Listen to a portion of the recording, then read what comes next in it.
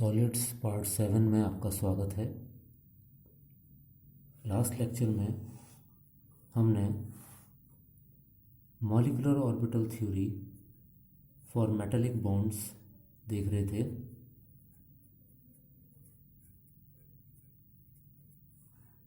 Metallic bonds को समझाने के लिए जो मॉलिक्यूलर ऑर्बिटल थ्योरी है उसको हमने बैंड थ्योरी का भी नाम दिया था।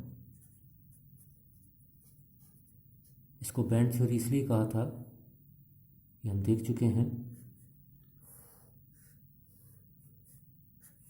कि लिथियम के केस में जो 2s ऑर्बिटल होता है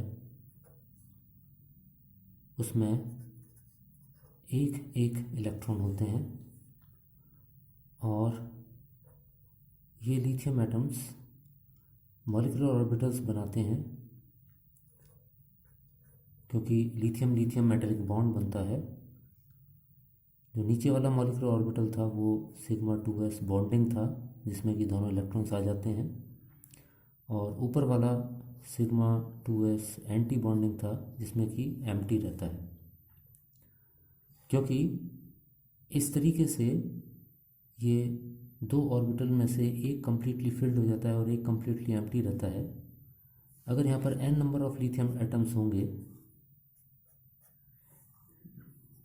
तब उस केस में जो लोअर हाफ है वो कम्प्लीटली फिल्ड हो जाएगा इलेक्ट्रॉन से, और जो अपर हाफ है वो कम्प्लीटली एम्प्टी रहेगा। तो इस पर्टिकुलर केस में हमने देखा था कि ये नीचे वाला जो एक स्ट्रक्चर बन गया जिसे हमने कहा बैंड, वो बैंड वैलेंस बैंड कहलाया, संयोजी बैंड कहलाया, क्योंकि इसमें संयोजी इलेक्ट्रॉन्स या वैलेंस इलेक्ट्रॉन्स जो कि लिथियम के बाह्यतम कोश में थे वो इसमें मौजूद रहेंगे। और जो ऊपर वाला बैंड था जो कि खाली था उसको हमने कंडक्शन बैंड कहा, क्योंकि इसके अंदर जितने भी ये एनर्जी लेवल्स होंगे या मॉलिक्यूलर ऑर्बिटल्स होंगे वो सारे के सारे एम्प्टी रहेंगे। ये इलेक्ट्रॉन्स एनर्जी लेकर इस तरीके से इस वैलेंस बैंड से कंडक्शन बैंड में जा सकते हैं और विद्युत का चालन कर सकते हैं।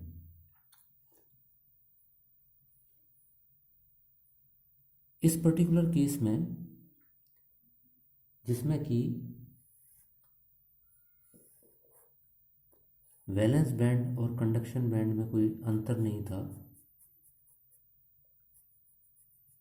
अंतर से मतलब है यहाँ पर एनर्जी डिफरेंस, उनको हमने कंडक्टर्स कहा।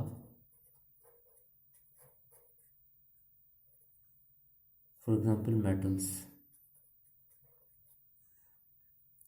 कंडक्टर्स हमने इसलिए कहा क्योंकि यहाँ पर जैसे ही हम इलेक्ट्रिक फील्ड लगाएंगे या इलेक्ट्रोस्टैटिक पोटेंशियल अप्लाई करेंगे तो ये इलेक्ट्रॉन्स यहाँ पर इस कंडक्शन बैंड में आके और इस इलेक्ट्रिक पोटेंशियल को इधर से उधर ले जा सकते हैं या इलेक्ट्रिक करंट को इधर से उधर ले जा सकते हैं। इसके लिए हमें कोई एनर्जी देने की ज़रूरत नहीं पड़ेगी क्योंकि यहाँ पर वैलेंस बैंड है, कंडक्शन बैंड है, और इन दोनों बैंड्स के बीच में कोई एनर्जी डिफरेंस नहीं है जैसा भी हमने लिथियम के केस में देखा। लेकिन कुछ केसेस में ये एनर्जी गैप काफ़ी ज़्यादा होता है।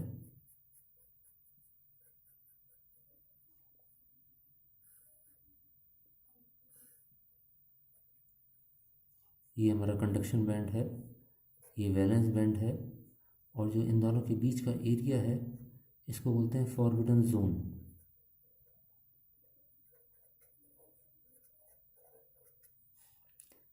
क्योंकि फॉरबिडन जोन लार्ज होता है तो ये इलेक्ट्रॉन्स आसानी से इस कंडक्शन बैंड में नहीं जा सकते।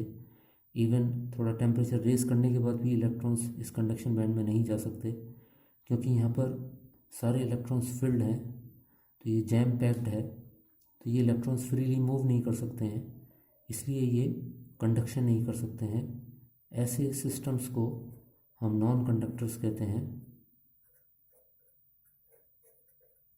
और यूजुअली जो नॉन मेटल्स हैं वो यूजुअली नॉन कंडक्टर्स होते हैं। लेकिन कुछ केसेस हमने ऐसे भी देखे हैं जिनमें कि कंडक्शन बैंड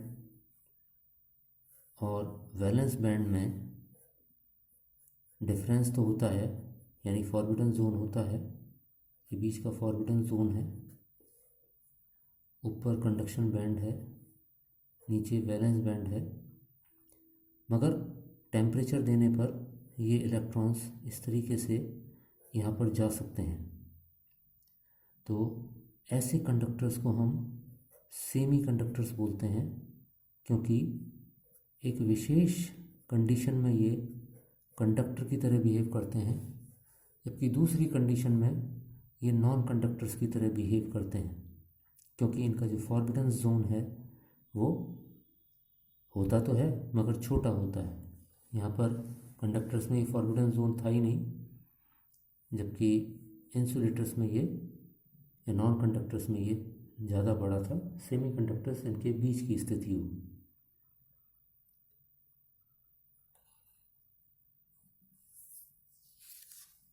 यहाँ पर अब इस बैंड थ्योरी के द्वारा हम मेटेलिक प्रॉपर्टीज़ को समझाने की कोशिश करते हैं। तो नेक्स्ट है एक्सप्लेनेशन ऑफ मेटेलिक प्रॉपर्टीज़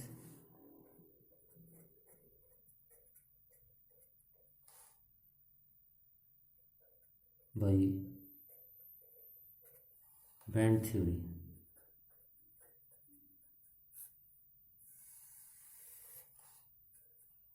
पहली प्रॉपर्टी थी इलेक्ट्रिकल कंडक्टिविटी।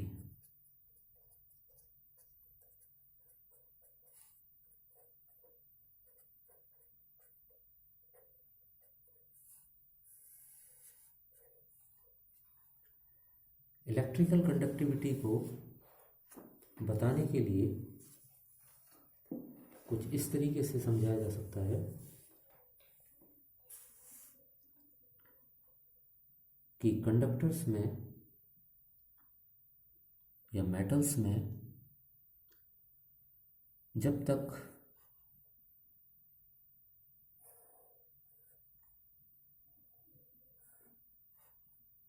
कोई इलेक्ट्रिक फील्ड नहीं लगाया गया है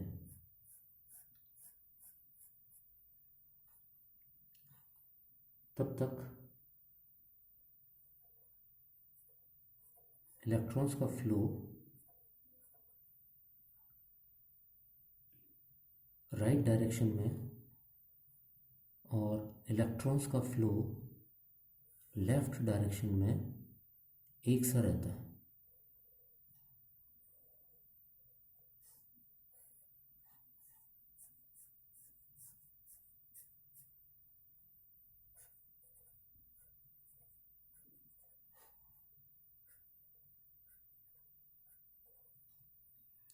तो ये electron movement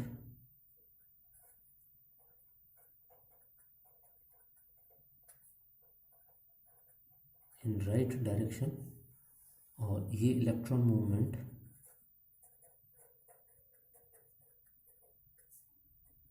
in left direction. लेकिन ये जो लाइन है ये फर्मी लेवल है, जिसे हम एप्सिलॉन एफ से भी रिप्रेजेंट करते हैं। इसके बारे में हमने पिछले लेक्चर में पढ़ा था कि यहाँ पर मेटल्स के केस में या कंडक्टर्स के केस में, क्योंकि वैलेंस बैंड और कंडक्शन बैंड में कोई एनर्जी गैप नहीं होता है, तो इन दोनों को जो मार्क लाइन डिमार्केट करती है या इन दोनों के बीच की जो लाइन होती है उसे हम फर्मी लेवल या एप्सिलॉन एफ बोलते हैं। इसको कहा मैंने FERMI, फर्मी लेवल। लेकिन जैसे ही हम यहाँ पर इलेक्ट्रिक फील्ड लगाते हैं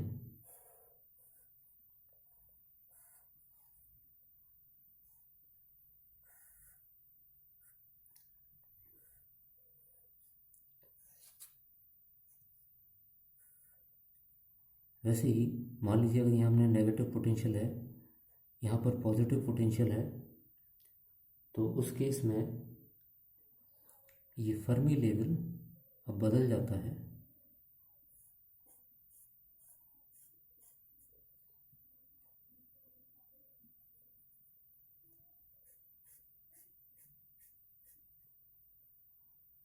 और इलेक्ट्रॉन्स का मूवमेंट लेफ़्ट टू राइट बढ़ जाएगा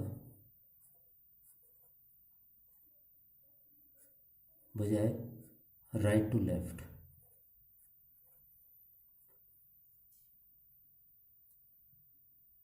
क्योंकि यहाँ पर नेगेटिव पोटेंशियल है, यहाँ पर पॉजिटिव पोटेंशियल है, तो अब इलेक्ट्रॉन्स यहाँ से यहाँ मूव करने में ज़्यादा इच्छुक रहेंगे। तो इलेक्ट्रॉन्स का राइट में जो मूवमेंट है वो लोअर्ड इन एनर्जी है,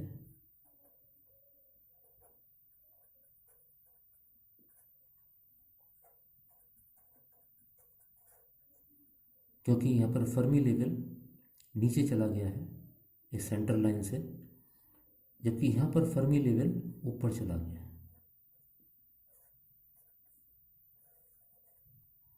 तो यहाँ पर ज़्यादा इलेक्ट्रॉन्स हैं एक तरीके से, तो इन इलेक्ट्रॉन का मूवमेंट राइट डायरेक्शन में इजी होगा, लोअर्ड इन एनर्जी है, लेकिन लेफ़्ट डायरेक्शन में ये मूवमेंट आसान नहीं होगा क्योंकि इनकी एनर्जी बढ़ गई है, रेज्ड इन एनर्जी।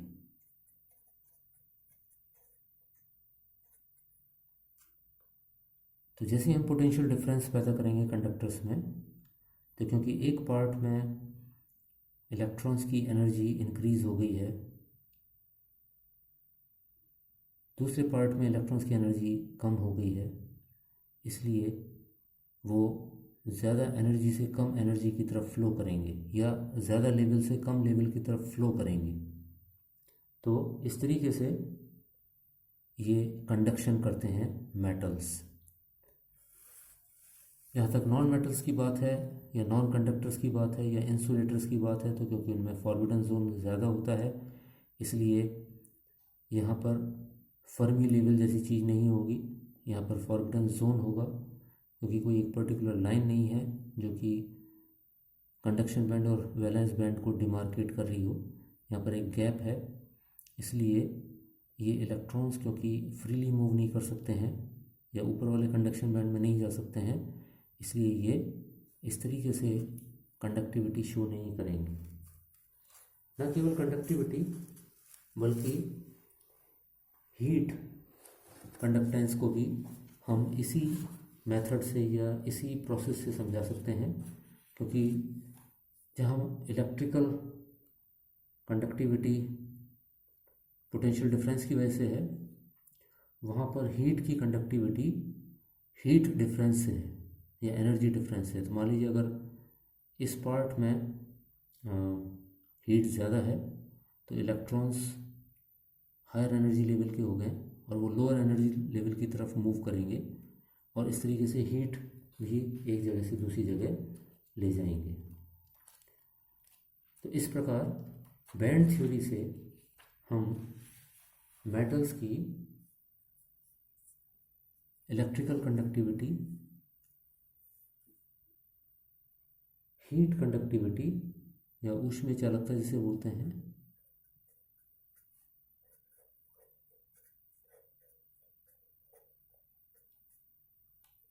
समझा सकते हैं। न केवल ये बल्कि हम मेटेलिक ग्लेयर को भी इससे समझा सकते हैं। तो मेटेलिक ग्लेयर में इसको इस प्रकार से बताया जा सकता है कि जैसे ही मेटल की सरफेस पर प्रकाश पड़ता है तो इलेक्ट्रॉन्स वैलेंस बैंड से और कंडक्शन बैंड में चले जाते हैं, जब ये कंडक्शन बैंड में जाके फिर से लौटते हैं तो ये प्रकाश उत्पन्न करते हैं और वही हमें ग्लेयर या चमक के रूप में दिखाई देता है। आई रिपीट, जैसे ही प्रकाश की किरणें हमारे वैलेंस बैंड में जिसमें कि इलेक्ट्रॉन्स मौजूद हैं उसमें आके गिरती हैं तो कुछ इलेक्ट्रॉन्स एक्साइट होकर कंडक्शन बैंड में चले जाते हैं। कंडक्शन बैंड में जाने के बाद वो वापस से ग्राउंड स्टेट में आते हैं, तो ग्राउंड स्टेट में आएंगे तो वो वापस से एनर्जी रिलीज़ करेंगे इन टर्म्स ऑफ लाइट। तो ये लाइट हमें एक साथ जितने भी ये फोटॉन्स इस पर पड़ रहे हैं वो एक साथ सारे के सारे मेटल सरफेस या सारे के सारे इलेक्ट्रॉन्स जो एक्साइट होके गए हैं वो प्रकाश उत्पन्न करेंगे, जिसकी वजह से चमक महसूस होती है। इसी प्रकार बैंड स्पेक्ट्रम को भी हम इसी प्रोसेस से समझा सकते हैं।